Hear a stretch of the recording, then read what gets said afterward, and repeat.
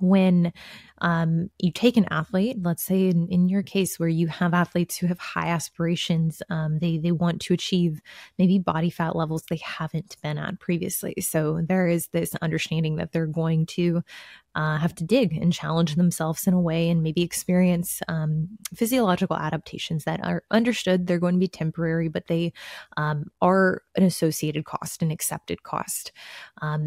What is that process like with coaching that athlete on really what you need from them in terms of communication around these adaptations that frankly you want to know about? They're important, but don't necessarily necessitate pulling back, at least every time. Yeah, so I'll give a framework that I use with both lifestyle Gen Pop and athletes, and then how you maybe adjust it and modify it depending on who you're working with. Also, transparently, has been a while since I've personally been responsible for prepping someone start to finish. So while I've certainly done that in the past years prior, a lot of times I'm brought in for like oversight on labs or health issues and certain things now that are a little bit different than a conventional prep journey. So the adherence piece, I can speak to what I've done previously and some of my favorite communication tools just to monitor athletes' progress, and even, you know, your lifestyle and Gen Pop clients as well.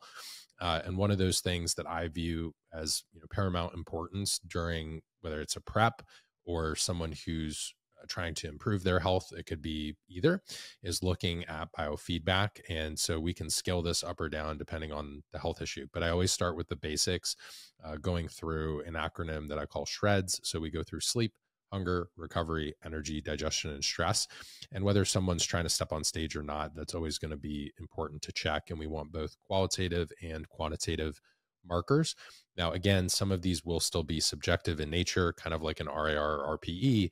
But if someone is the same person and has the same perception of what tired feels like or what fatigue feels like, and if they're using anything to quantify or track their sleep, we can at least keep a pulse on what's going on in their transformation. And so I started to use that because as I had more complex clients and different cases, I realized I need something that tells them, hey, I need to communicate about these 5 or 6 things every single week. Or if you actually are working with an athlete and someone's stepping on stage, that's actually going to be daily and sometimes even every few hours, depending on how far you are into that prep. And the person's goals, aspirations, and kind of the playing field that we're looking at. So this is going to look a lot different for maybe a regional show versus an Olympia athlete. So again, communication cadence is going to depend on the goal. But by starting with that basic framework, knowing we're looking at sleep, hunger, recovery, energy, digestion, and stress, typically signs of metabolic adaptation, we're first going to have lower energy. We are likely seeing a slightly higher stress response.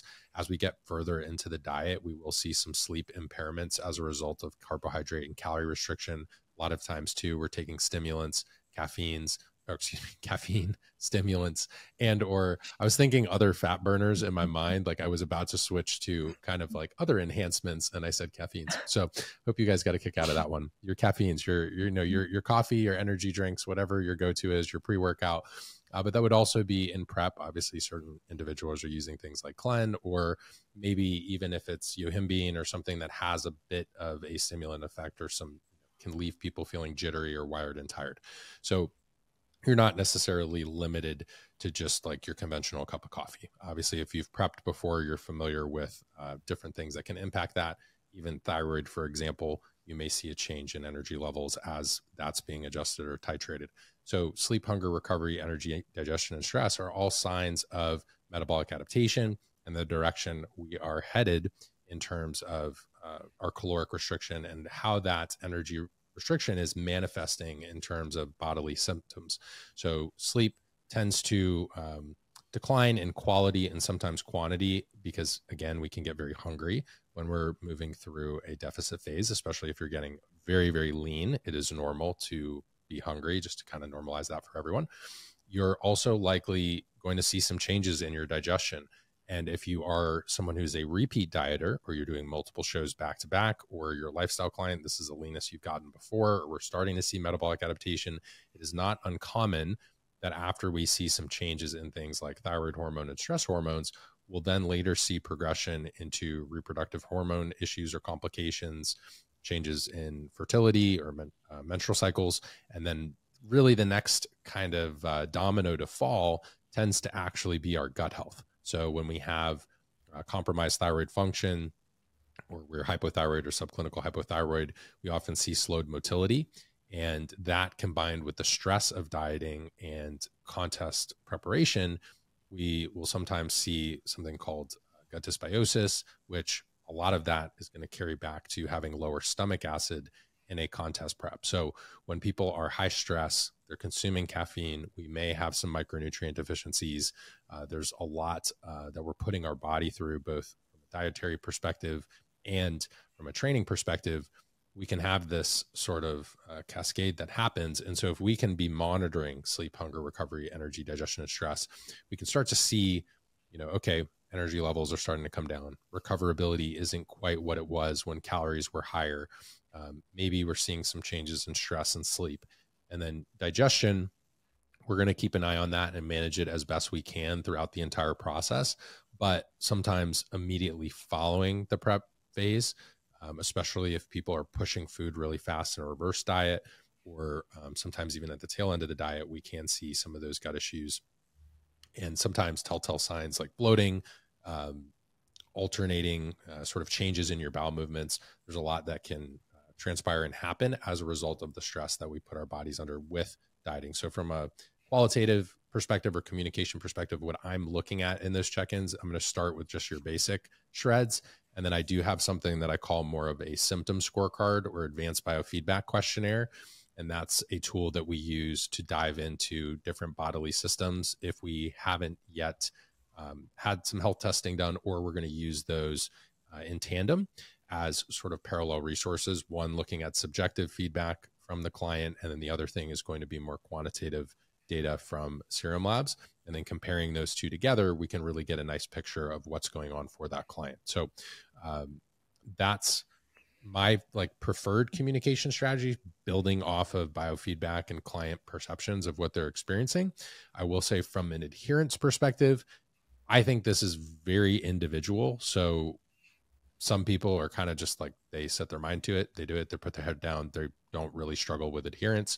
And then there are clients, depending on diet history, depending on their goals, their enjoyment of the process, the coach that they're working with, their overall community support system, what's in their house, right? So like who's doing the grocery shopping, what's in their pantry. Like adherence is a much more, I wouldn't say variable, but adherence is subjective, and it's also going to depend very much on the client. So I don't necessarily have like a hack for adherence, but I would say if I had to give a tip on something that's underrated is look at more environmental context cues for the client, and then try to support them from an adherence perspective by coaching them through their environment versus like setting some sort of rigidity that worked for another client onto that person, because they're basically operating in an entirely different prep ecosystem.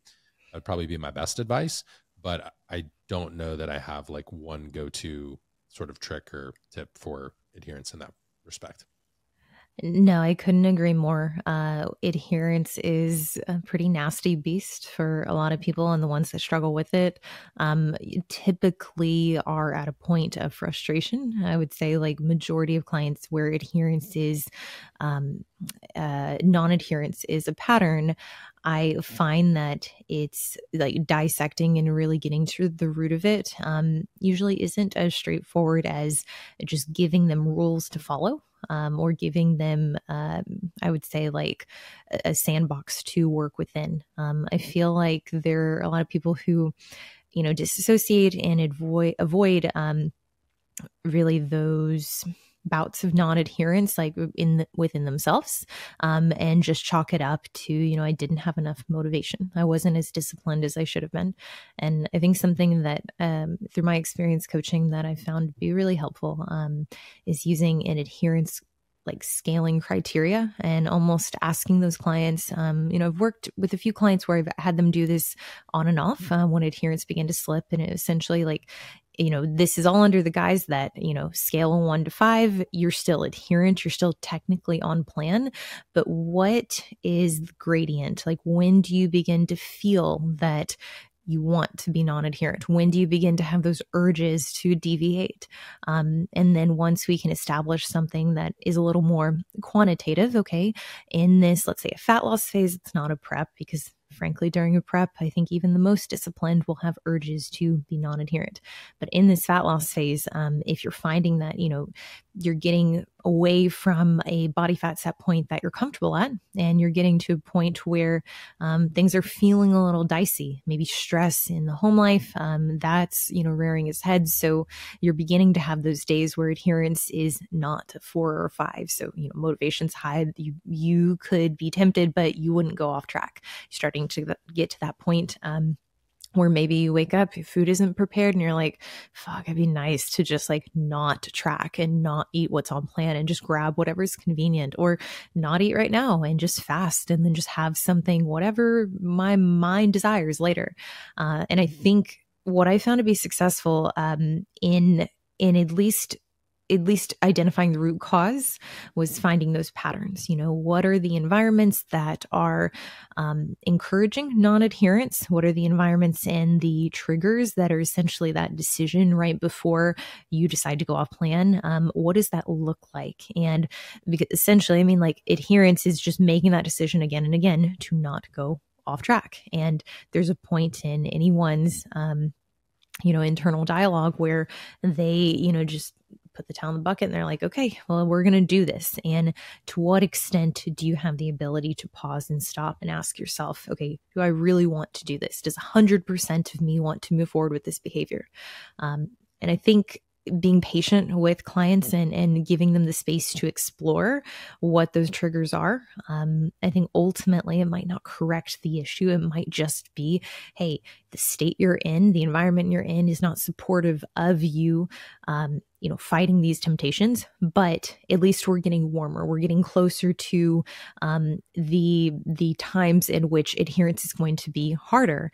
And thereby we can at least anticipate, when does adherence need to be the highest? When do you need to protect yourself and at least create an environment or ensure that you're in an environment where you're not going to fail? Because I think for a lot of clients, they can feel as if it's random and it just happens sporadically, and they don't have any kind of clues or signs as to when that behavior could be, predicted or anticipated. So I love that you do have multiple tools in place for clients to track those objective measures. I have that. I have a similar idea with my clients, where we look at the objective, but then the subjective. That's really going to highlight whether or not the traditional changes to the program make sense, whether they're appropriate. If I have someone who, they're technically losing weight, but they're like, hey, I'm getting into that yellow orange zone of like, I'm going to break. It's not going to be long before I go off plan.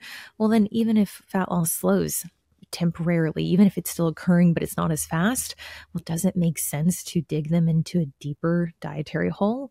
Not necessarily.